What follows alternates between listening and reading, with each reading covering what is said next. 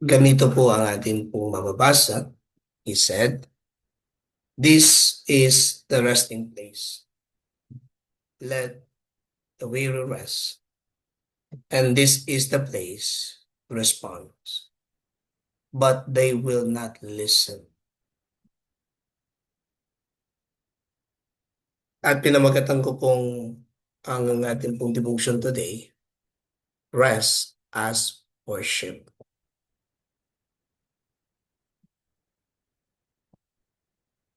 Why do you worry? What possible use does your worrying serve? You are abroad or aboard such a large ship that you would be unable to steer even if your captain placed you at the helm. You will not even be able to adjust the sails. Yet you worry as if you were the captain of the helmsman of the vessel. Be quiet, dear soul. God is the master. Do you think all the commotion that you that uproar, life of evidence that God has left his throne? He is not, or he has not. His mighty steeds rush furiously ahead, and his chariots as the storms themselves. But the horse have precisely, and it's God who holds the reins, guided the chariots as the wheels. Our God Jehovah is still the master. Believe this, and you will have peace. Do not be afraid. And we will read it in Matthew chapter 14, verse 27, by Charles H. Spurgeon. At ito po yung kanyang isang panalangin o poema na ating pong mababasa din. Tonight, my soul, be still and sleep. The storms are raging on God's deep. God's deep, not yours. Be still and sleep. Tonight, my soul, be still and sleep. God's hand will still be the tempered swept. God's hand, not yours. Be still and sleep. Tonight, my soul, and be still, sleep. God's love is strong while night hours creep. God's love, not yours. Be still and sleep. Tonight, my soul, be still and sleep. God's heaven will comfort those who weep. God's heaven, not yours. Be still and sleep. I implore you not to give into despair. It is a dangerous temptation because our adversary has refined it to the point that is quiet, subtle. Hopelessness, constrict, and which or withers of the heart, rendering is unable to sense God's blessing and grace. It also causes you to exaggerate the adversities of life and makes you burden seems too heavy for you to bear. Yet God's plan for you and his ways and bringing about his plans are infinite wise. Diyan po natatapos po yung ating po devotion na kung saan ay nagbibigay sa atin ng isang matinding pagpapahayag. Paano nga tayo mag-worship in the midst of our raging storm sa ating mga buhay? At sa aking pong pagsasearch, may 6 na punto at ating pong pwedeng pag-aralan at pag-usapan. And that is God's offer rest. Because when God's offer the rest, God giving us opportunity, that kind of divine provisions. Rest is not a optional, mga kapatid. Ang pagpapahinga ay hindi siyang option.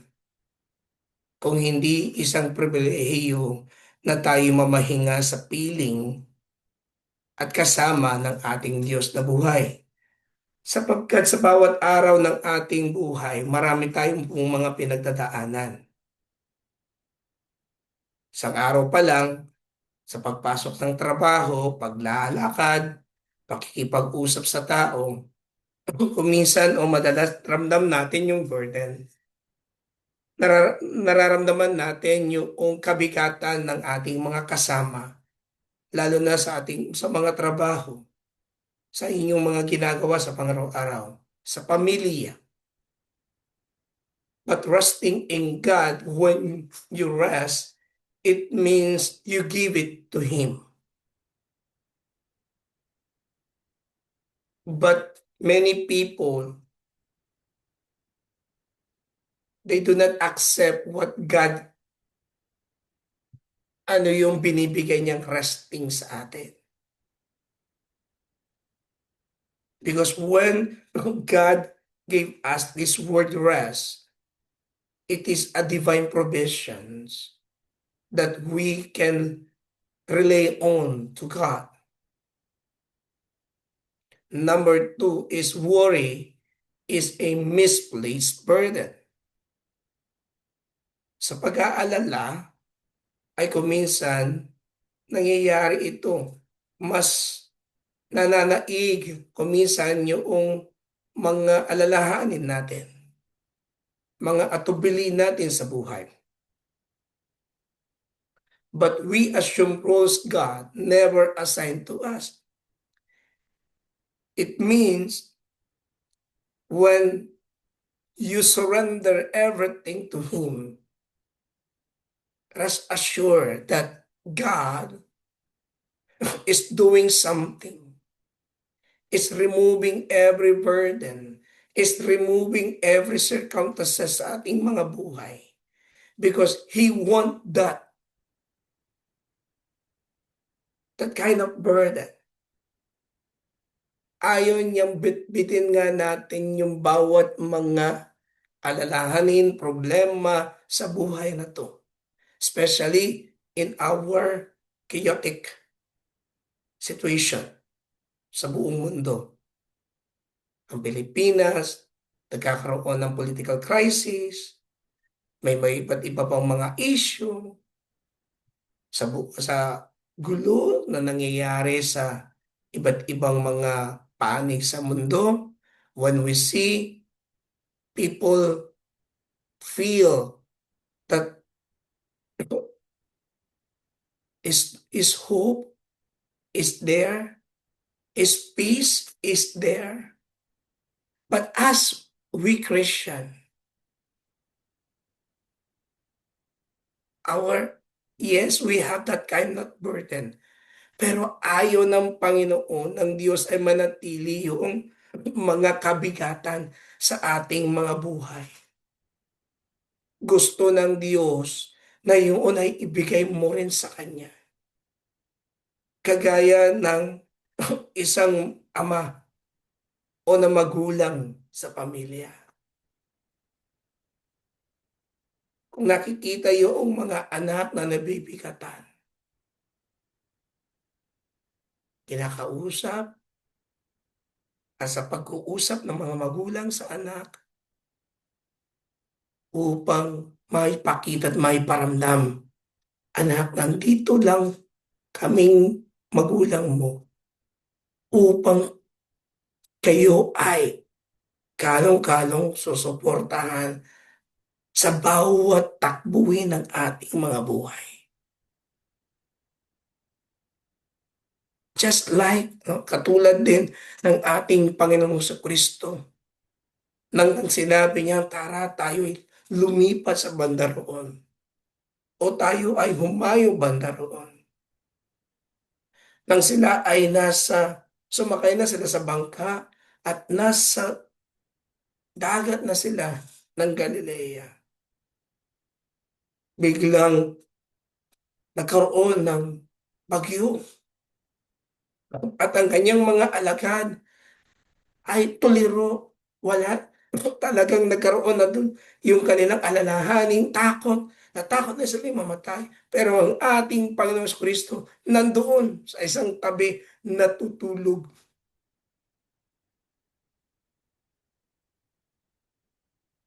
God governs the storm. His chariots are the storm. His hands hold the reins.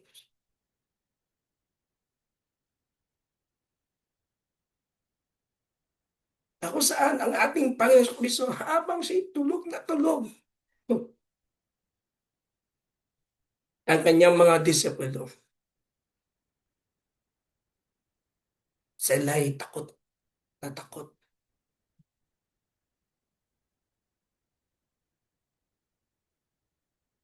Pero ang ating Panginoon, masarap sa kanyang paghimbing ng tulog because He trusting our Father in heaven to show to His disciples not to worry anything, just rest and worship our God, our King, and our Lord. But for us people, for us Christians,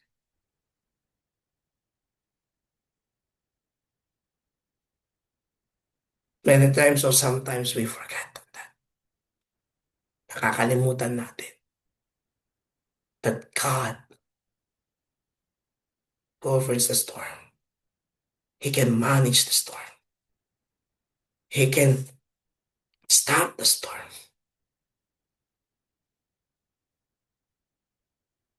Of our lives.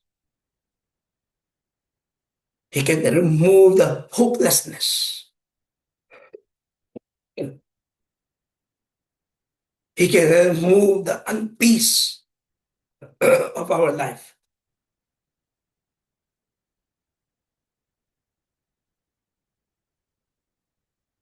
Rest is an act of trust. Be still and sleep. It's not a escapism. It is a faith. When we said the rest is completely trusting to Him.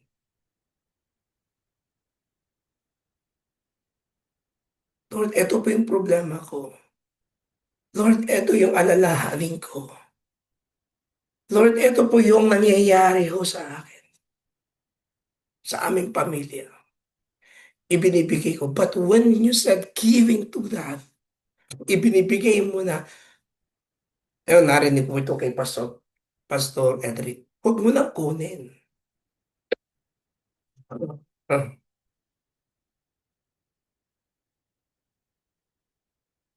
Huwag mo nang kunin. Kasi hindi natin namamalaya sa ating panalangin o sa ating pong pang-araw-araw na buhay. When you said, Lord, I surrender. And then, all of a sudden, you're being worried again because sa ating mga kaisipan at kaguluhan sa buhay. Because we have that kind of Insurance. Yung insurance natin sa Panginoon, hindi yan nababali at hindi yan nabawasak at hindi yan napuputol. Basta't magtiwala lang tayo sa Panginoon. O biglang may pumasok po sa aking kaisipan, napuputol lang iyon kung tayo ay sumuko na sa pagtitiwala sa Diyos. Faith is matter. Faith is the key that every spiritual attack, no, despair.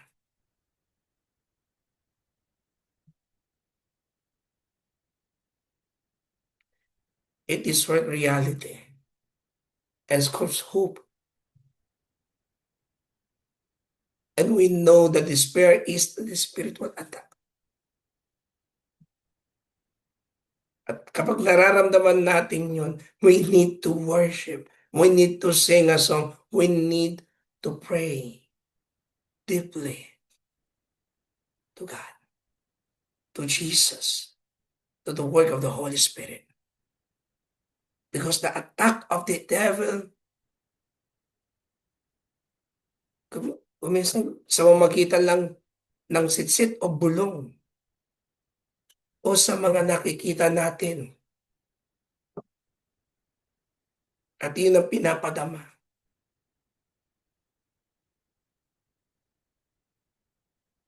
O sometimes hindi natin napapansin sa ating mga galaw o kilos sa pananalita.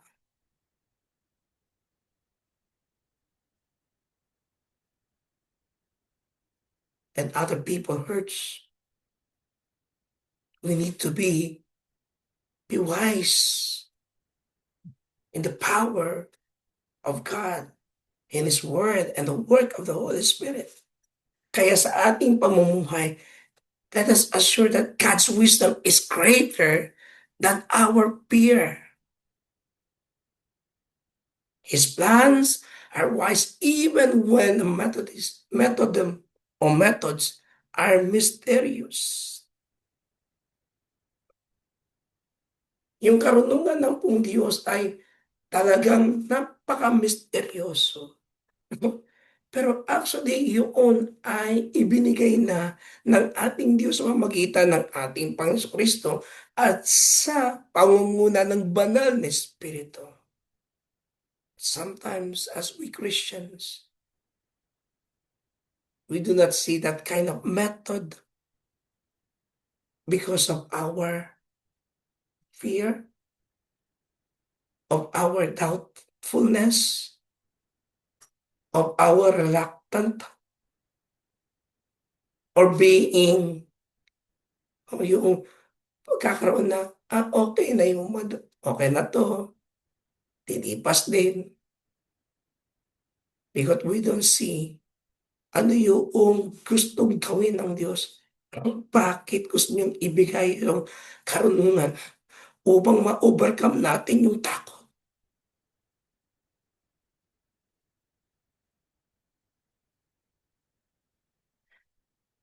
When we said rest as worship. And that is a wisdom. Na kapag hindi natin kaya, let us worship Him. Let us surrender everything. Na wala tayong ititira kahit isang katiting para walang masilayan ng kaaway sa ating buhay.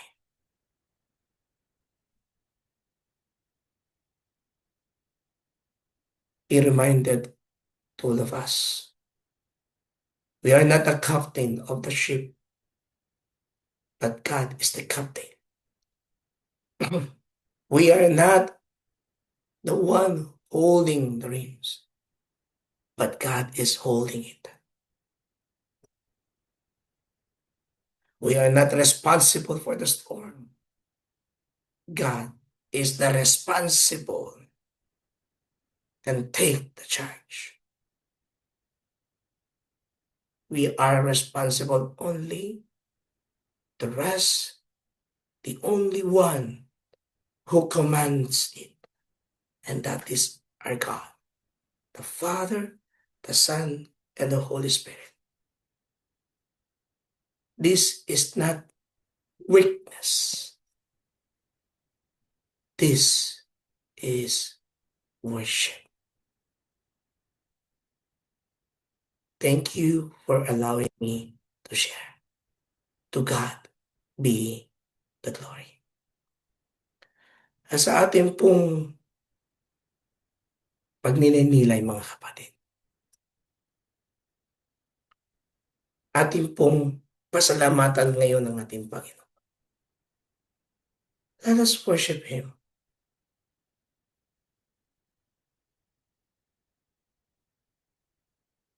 And as we worship Him,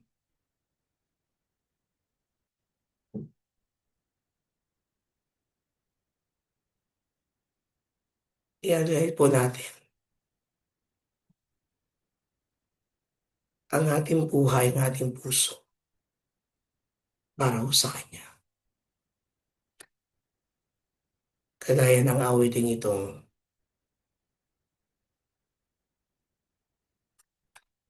Ikaw ang tunay na Diyos.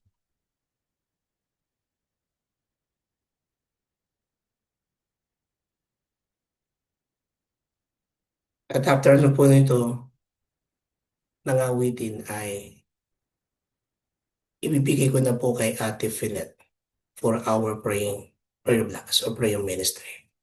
Salamat po. Panginoon Lord, Blessings we recording in pray, progress. Panginoon, Live na together patuloy with po the Lord na kumilos ka sa buhay ng Lord. anak mo na ito, O God. Ang inyong banal na spirito ang patuloy na gumabay sa kanya, Lord, sa lahat ng mga kanyang mga desisyon na gagawin. In order help in order to Panginoon, ang know kanyang in mga all the lives gawain, of lives. sa lahat, Panginoon, ng So paglilingkod, Godfather Lord, again na for pinagkatiwalaan po sa kanya. the Lord, Lord. patuloy na kalakasan ng pangangatawan, Good good health, O God, and healing, Lord, sa anuman pong mga karamdaman na taglay ng kanyang katawan, Lord. At siyempre, ang kanyang buong sambahayan, O God, ang si Sister Geraldine at ang kanilang mga anak, Panginoon. Patuloy niyo rin pong pagpalain, ibuhos niyo, Panginoon, ang masaganang mga pagpapala, O God, mula, Panginoon, sa kalangitan. At yung kanila pong pananampalataya ay lalo pang mas higit na lumalim at lumago, Panginoon, habang ginagamit niyo po sila, Panginoon, sa Spain, O God, upang mag-harvest ng souls para sa inyo, para for your glory. Salamat po in Jesus' name. Amen. Amen. Amen. Amen and amen. Okay, Thank you. And I receive it. Amen. So, sige po, sa puntong ito, atin pong, Pastor, kayo na po yung mag-ano ng Sige po, Thanksgiving tayo tsaka po ay benediction po. manalangin at magpasalamat po sa Panginoon. Lubos po kami pong nagpapasalamat, O Diyos, sapagkat kami ay yung binibigyan ng kapahingaan o ng rest. Sapagkat ang ibig sabihin ng rest sa inyo ay it is a restoration of our body, our mind, our spiritual life, our relationship with you. To restore, Lord God, and to revive our communication, our relationship with you. And truly, Lord God, thank you for encouraging us to encounter us, to empower us, so that, Lord God, we may experience you mightily, so that we can be nararamdaman namin, Panginoon, yung lagi mong sinusupply our all needs. And you always, Lord God, show your supernatural work.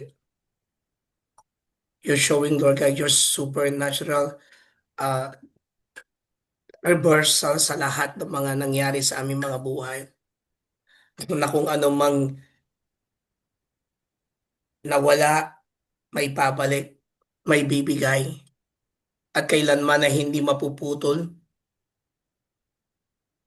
You always, Lord God, showing us your supernatural signs and wonders and miracles. Because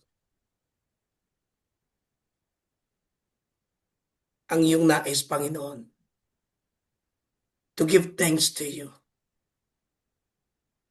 to totally surrender everything to you.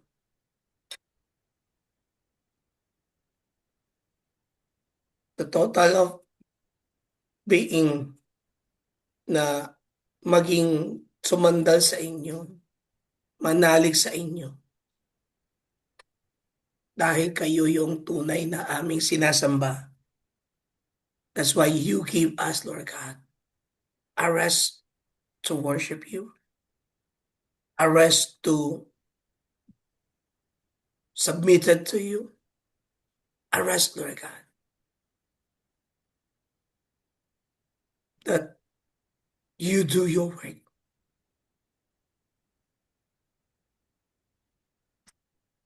Ano man yung problema namin, kasi pinapakilaman mo. Ano man ang pinagdadaanan namin, kasi gusto mong kami ay laging sumasangkuni sa inyo. Kaya salamat. Salamat po sa bawat isa na narito. At salamat sa mensahe, Panginoon. Kaya ito po ang aming pong panalangin sa matamis na pangalan ng aming Diyos na buhay na si Jesucristo. Amen at amen. Amen. Tanggapin po natin ngayon ang pagpapala ng ating Diyos Ama, Anak, at ng Espiritu Santo. Tunay nga mga kapatid, siya ay ating kasama, siya ang ating katuwang, siya ang laging sumasa atin. Kaya lagi nating buksan ang ating isip at puso para sa Kanya. At hayaang manguna siya sa ating mga ginagawa sa pangaraw-araw na buhay. Kasi di siya nagbabago. Siya noon, ngayon at kailanman. Siya yung panimula at katapusan. At siya ang totoo at tunay na Diyos. Ngayon at kailanman. Amen at amen. Amen. Amen. Maraming salamat po at sige po.